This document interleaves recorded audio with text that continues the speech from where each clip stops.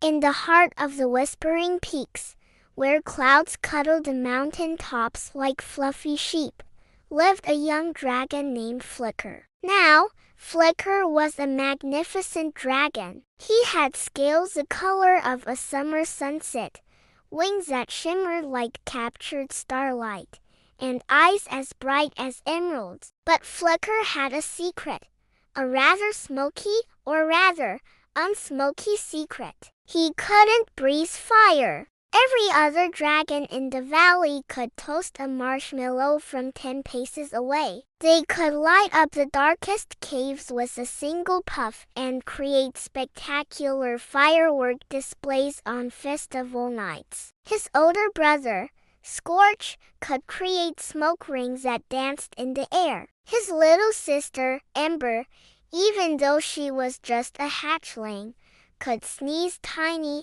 adorable sparks. But Flicker, when he tried, all that came out was a pathetic little puff of gray dust, like shaking out an old rug. The other young dragons didn't mean to be unkind, but sometimes their teasing stung more than a bee. "Hey Flicker, need a match?" they'd joke. "Don't get too close to the river, Flicker.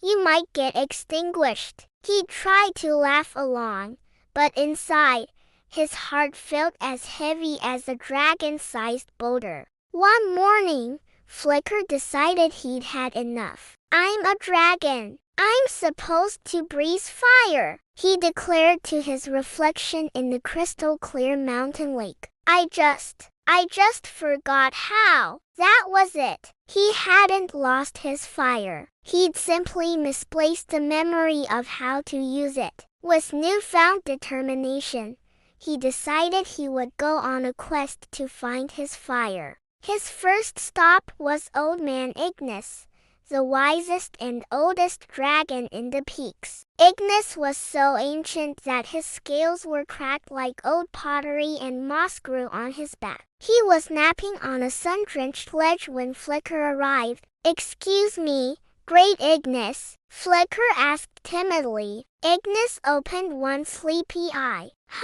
What is it, little sparkler?"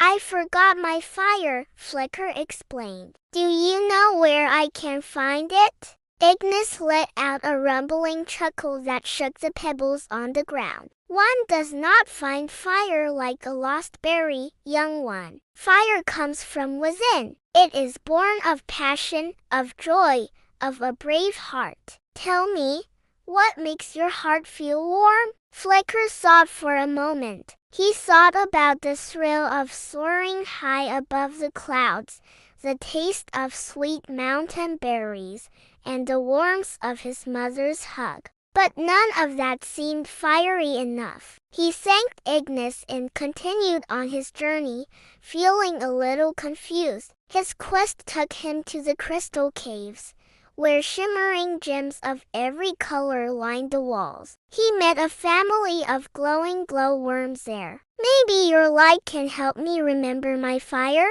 Flicker asked them. The glowworms blinked their tiny lights in a beautiful, pulsating rhythm. They taught him that even the smallest light can brighten the darkest place. Flicker felt a little warmer inside, but still, no flames. Next, he flew to the Sunstone Summit, a place so high it was said to touch the sun itself. There, he met a grumpy old phoenix who was preening its fiery feathers. "You want to find your fire?" the phoenix squawked. "Fire is about courage. It's about facing your fears. What are you afraid of?" Flicker gulped. He was afraid of a lot of things. He was afraid of being a disappointment. He was afraid he'd never be a real dragon. He was afraid of being alone. The phoenix just sniffed.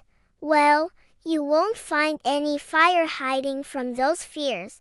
This encounter left Flicker feeling even more disheartened. Was he a coward? Dejected, Flicker started flying home. As he soared over the valley, he saw a plume of dark smoke rising from the direction of his home. Panic seized him. He flew faster than he ever had before, his heart pounding like a drum. When he arrived, he saw a terrifying sight. A wildfire, sparked by a stray bolt of lightning, was raging through the forest near the dragon nesting grounds. The grown-up dragons were trying to fight it, breathing huge torrents of flame to create fire breaks, but the wind was strong and the fire was spreading too quickly. He saw his little sister, Ember, trapped on a ledge, cut off by a wall of flames. She was crying, her tiny sparks doing nothing against the roaring inferno.